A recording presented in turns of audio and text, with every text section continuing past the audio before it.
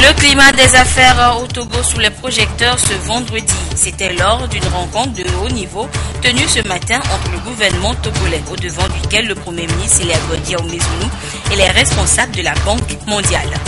Le Togo multiplie ses stratégies de lutte contre la faim et la malnutrition.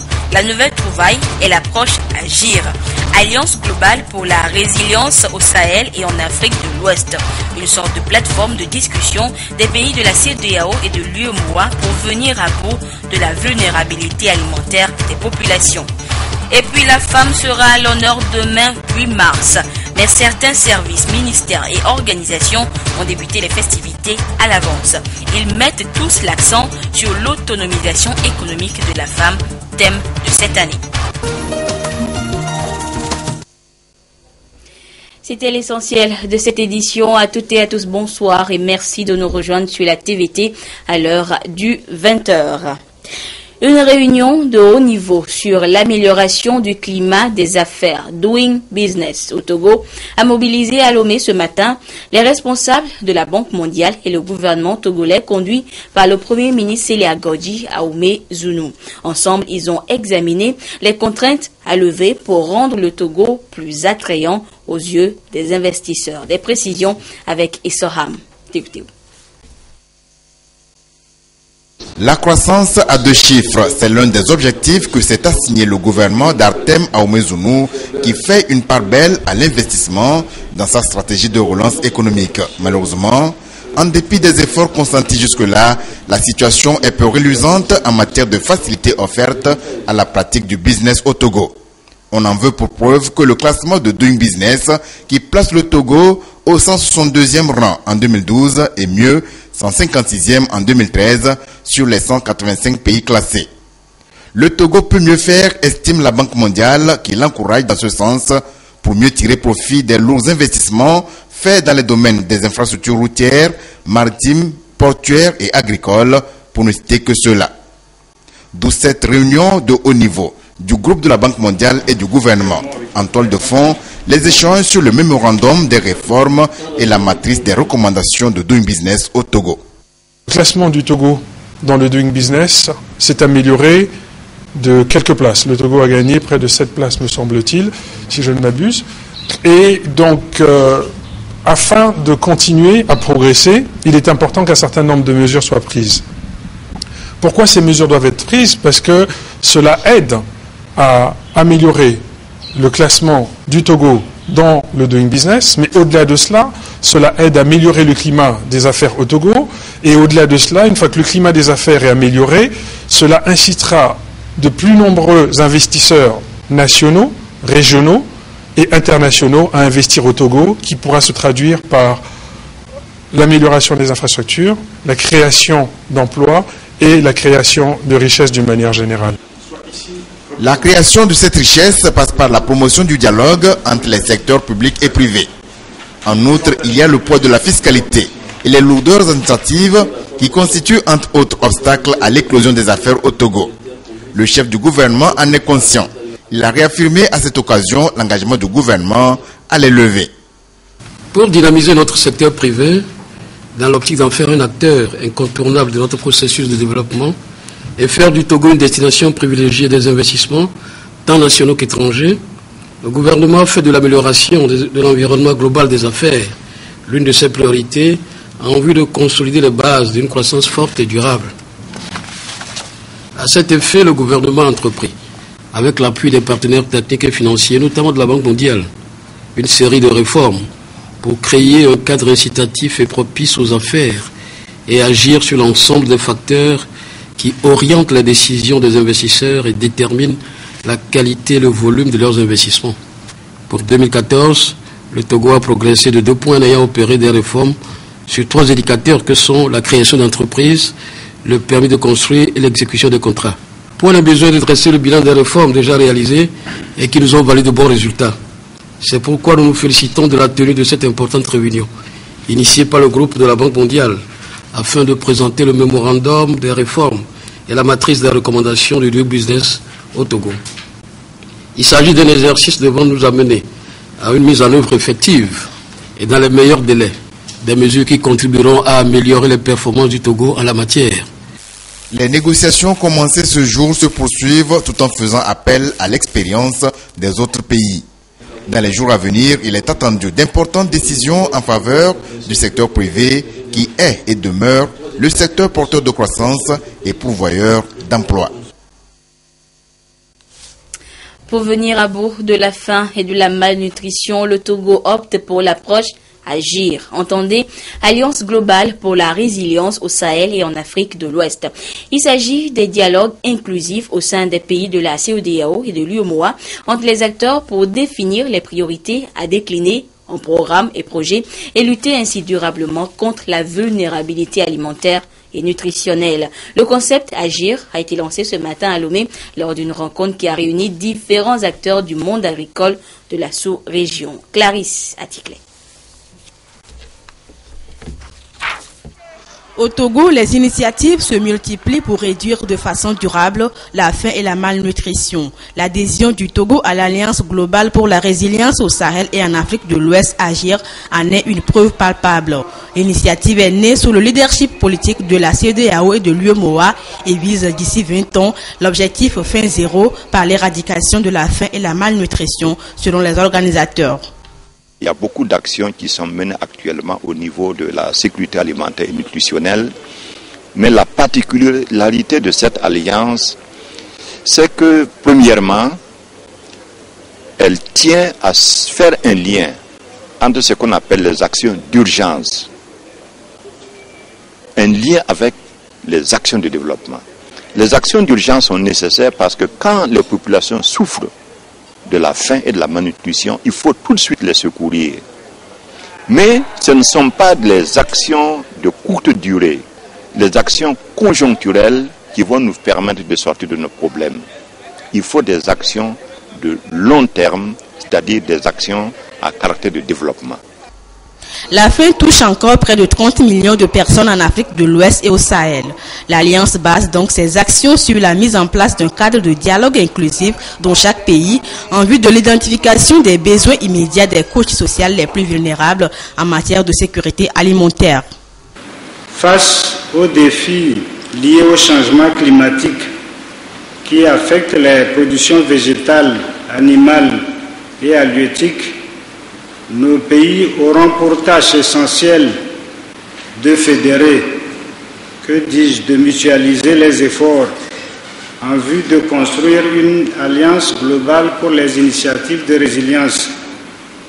Suivant les outils méthodologiques de l'alliance, nous devons nous mobiliser de façon coordonnée pour transcender dans une même démarche les causes des crises alimentaires et nutritionnelles aiguës et chroniques, en aidant les ménages vulnérables à accroître leurs revenus, à accéder aux infrastructures et aux services sociaux de base, à construire un patrimoine tout en renforçant durablement leurs moyens d'existence.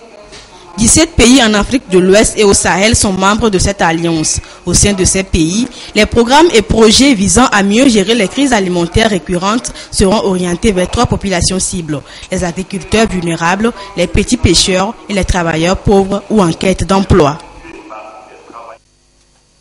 Et toujours pour une sécurité alimentaire durable sur le plan national, la stratégie de la croissance accélérée de promotion de l'emploi SCAP a été mise en place avec des subdivisions sectorielles. Et ce matin, c'est le comité sectoriel agriculture et sécurité alimentaire qui a validé son programme d'activité exercice 2014. Eric Djanikpo, Medina Bacha. Le comité sectoriel agriculture et sécurité alimentaire valide son projet d'agenda de travail 2014 ainsi que le plan de travail et budget annuel. Une session destinée à assurer la mise en œuvre de la stratégie de croissance accélérée et de promotion de l'emploi SCAP. 11 comités sectoriels ont été mis en place dans le cadre de ces dispositifs institutionnels de coordination et de suivi et évaluation des politiques de développement au Togo. Nous allons voir en début de l'année 2014, nos programmes d'activité, les PTBA et les PTBAI, pour voir ensemble avec le sectoriel si ce qui est prévu peut être retenu. Ok, en fait, ce sont les outils de programmation opérationnelle. D'abord, le plan de travail et budget annuel et le tableau de bord annuel d'indicateurs. Ce sont des outils qui vont permettre de faire le suivi de la mise en œuvre du budget de l'État au niveau du secteur agriculture. Et le tableau de bord annuel d'indicateurs permettra de mesurer la performance du ministère à la fin de l'année, à la fin de la mise en œuvre des activités relatives à la SCAP. Ce comité regroupe les cadres techniques et les services de planification des ministères de l'Agriculture et de l'Équipement rural et les partenaires techniques et financiers. Les travaux sont financés par l'Union européenne et mis en œuvre à travers le PNUD et le ministère de la Planification. Même exercice de validation de plan de travail pour cette année 2014 pour le comité de pilotage du projet de renforcement de la conservation du système des aires protégées. Une manière pour les acteurs en charge de ce projet de définir des actions pour la conservation des aires protégées au Togo. Vincent Pouvel, Albertine Yakin. À l'agenda de renforcement du rôle de conservation du système national d'air protégé, il est prévu 2 réunions ordinaires chaque année. Ces dispositions portant création et fonctionnement des organes de gestion du projet ont permis aux acteurs de s'impliquer davantage dans les activités de la biodiversité. Donc cette deuxième réunion du comité de pilotage a pour objectif de pouvoir évaluer donc, le niveau de mise en œuvre du plan de travail 2013 et également les difficultés rencontrées et pour cette deuxième réunion de proposer des orientations pour cette année 2014. La réhabilitation des aires protégées, la protection de la biodiversité constituent de grands défis à relever avec l'appui des partenaires. Dans le cadre des différentes conventions, il faut protéger la nature. Donc on protège à la fois l'espace et les animaux qui sont dedans. Et normalement, les produits de cette protection doivent être bénéfiques aux populations riveraines. Nous avons réalisé beaucoup d'études dans ce sens-là et adopté des tests. On va mettre en place des outils de gestion et on va borner les aires protégées aussi bien au Tikera, Mandouri qu'en dehors de là. Donc il y a un certain nombre d'aires protégées dont la superficie doit atteindre à peu près 578 000 hectares. Cette deuxième réunion lance ainsi les activités du projet. L'implication des populations riveraines facilitera la mise en œuvre du processus. Demain, 8 mars, la communauté internationale célèbre la femme de tout secteur, de toute classe sociale. Mais avant le jour J, les festivités ont débuté dans certains départements ministériels, services et organisations. Au ministère des enseignements primaires et secondaires, l'accent est mis sur l'action de l'enseignante dans le processus de l'autonomisation économique de la femme. Gérard Lagoudou, Arnaud Kiliou. Les femmes enseignantes placent la journée de 8 mars sous le signe d'un renouvellement de leur engagement à faire évoluer l'éducation au Togo. Pour ces dernières, le système éducatif doit continuer à favoriser l'égalité des chances à tous les niveaux et lever les obstacles structurels à l'autonomisation économique des femmes. Ça a été une journée de sensibilisation et nous avons mis en place un petit organe de suivi qui nous permettra d'ici l'année prochaine d'évaluer les progrès accomplis dans ce sens et poursuivre la marche vers la promotion de l'éducation au Togo. L'autonomisation économique des femmes a des préalables. Elle requiert une bonne scolarité des filles et de bonnes performances dans les études et divers domaines d'apprentissage. Le ministre Anaté Koméalo de la Communication et son collègue Bernadette Leguizim du Commerce ont apprécié le courage des enseignantes dans cette lutte commune. Toutes les femmes qui sont ici, je salue et je les félicite pour le parcours qui les a conduits jusqu'à ce niveau. Vous êtes des femmes économiquement autonomes. Vous êtes des femmes leaders. Vous êtes des femmes responsables, des citoyennes responsables. Et c'est pour ça que je suis fière de célébrer cette journée et d'être avec vous aujourd'hui. Le destin a voulu que vous soyez des enseignantes après votre rôle d'éducatrice à la maison, que vous soyez dans vos professions des éducatrices. Et je voudrais saisir cette occasion pour vous dire que vous avez une très grande responsabilité dans cette profession. Vous avez une grande responsabilité d'adoucir les mœurs dans vos professions. Si l'éducation est d'une importance dans le développement d'un pays, elle demeure l'arme la plus efficace pour lutter contre les inégalités dont sont victimes les femmes. C'est sur ce constat général que le ministre Florent Manganawe a reconnu les efforts abattus par les enseignantes dans le système éducatif et les a exhortées à participer pleinement à la vie démocratique du Togo. Sachant qu'en prolongeant la scolarité des filles et en leur offrant un enseignement de qualité, nous donnerons à ces jeunes femmes les moyens de jouer pleinement à l'âge de leur entrée dans la vie professionnelle leur rôle de citoyenne au sein de la société et contribuer à bâtir des familles épanouies au sein de leurs communautés respectives. Les femmes enseignantes souhaitent la mise en place des cellules genre décentralisées, l'amélioration des programmes scolaires et la prise en charge de la santé et de reproduction des jeunes filles à travers des services d'entretien et conseil aux jeunes filles dans les établissements scolaires. Ceci pour permettre aux femmes enseignantes de travailler plus efficacement pour le respect de leurs droits.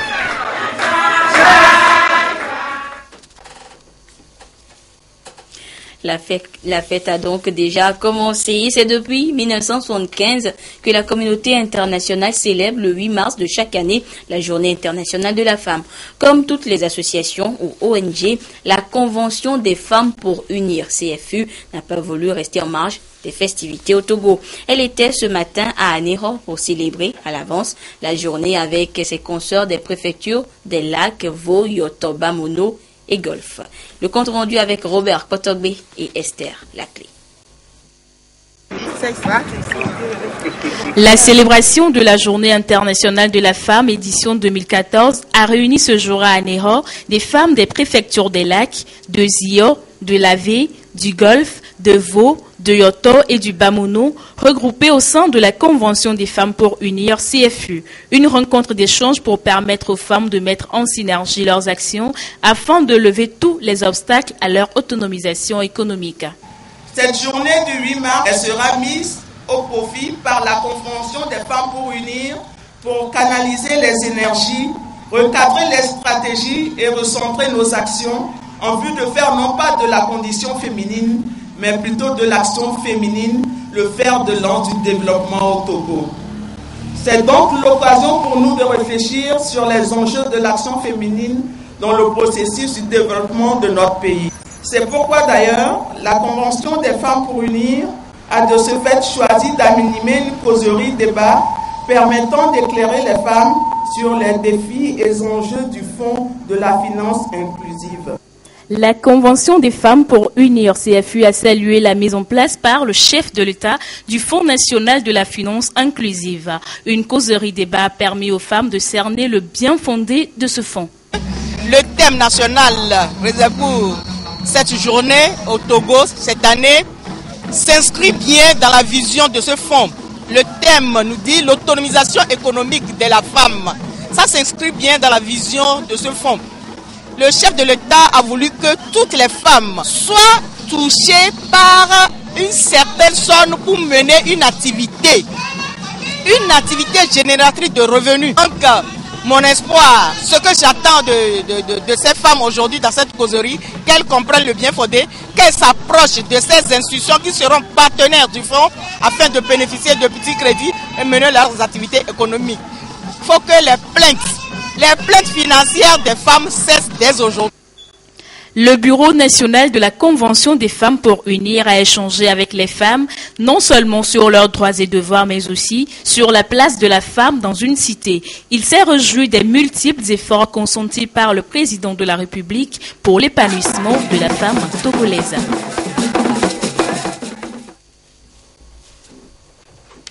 L'Association togolaise pour le bien-être familial, ATBF, a choisi la célébration du 8 mars pour sensibiliser les femmes sur les questions liées à la santé de la reproduction et à l'autonomisation. Le groupe cible était hier les femmes réfugiées du camp d'Avepozo. Antoinette Omao, Vovor.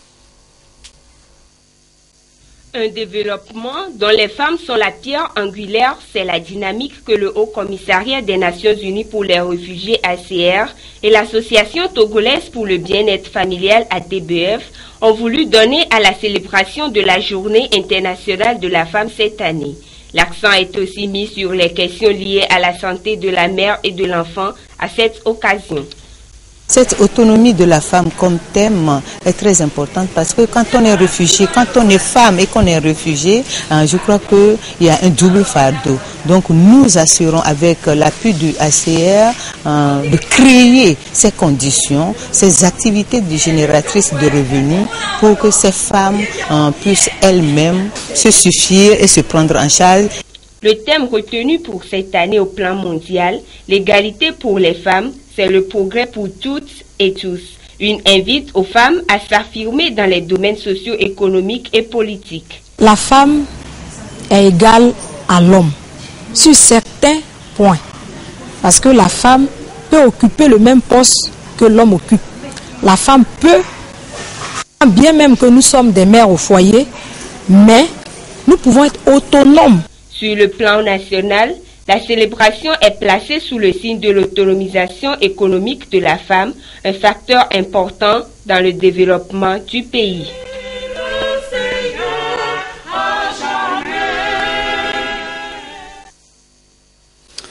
On l'a compris, donc cette année, l'accent est mis sur le plan national sur l'autonomisation économique de la femme.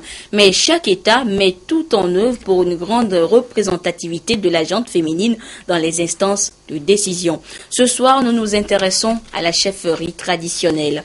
Elles sont rares, ces femmes qui portent la couronne de gardien des us et coutumes. Mais parmi cette minorité, on retrouve des femmes chefs canton et de village. Félix Mdacha nous fait découvrir ce soir l'une d'entre elles, Mama Akweba Saka 3, chef du village de Toti Niveme Kakaveli dans le canton d'Aguanivé.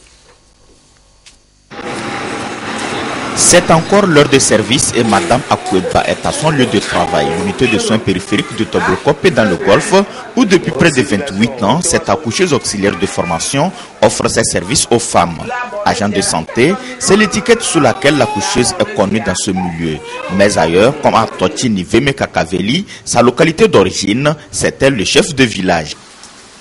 Mon grand frère est décédé et je l'ai remplacé. Mon grand frère aussi a remplacé mon papa, qui est Togbe Ade Saka premier. Et après, c'est mon grand frère Saka comme la vie 2. Et puis, compte tenu des décès de mes grands frères, il reste 2 grands frères, un petit frère qui est notre Benjamin.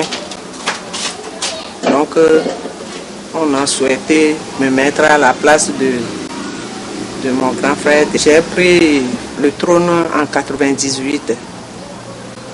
Mais je n'ai aucun problème avec mon mari.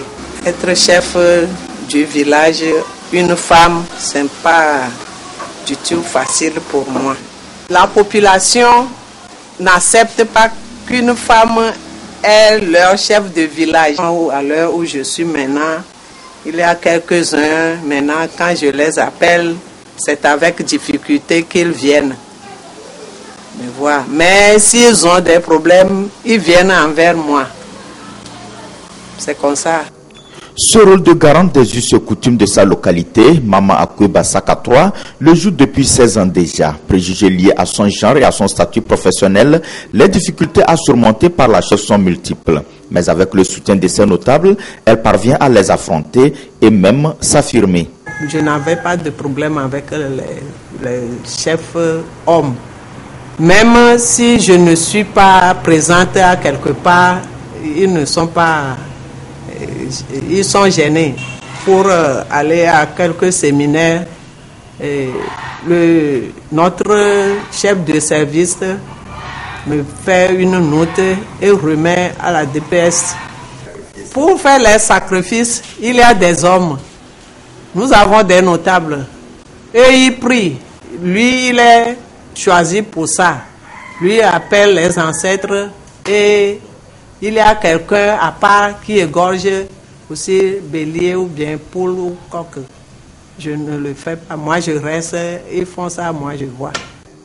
Si au palais royal et devant les divinités, Maman Akweba peut compter sur ses notables, de retour dans son foyer, c'est la mère de famille qui doit éduquer ses enfants et surtout veiller à leur bien-être. Une femme est une femme. Je joue mes rôles de mère de famille tel que ce soit.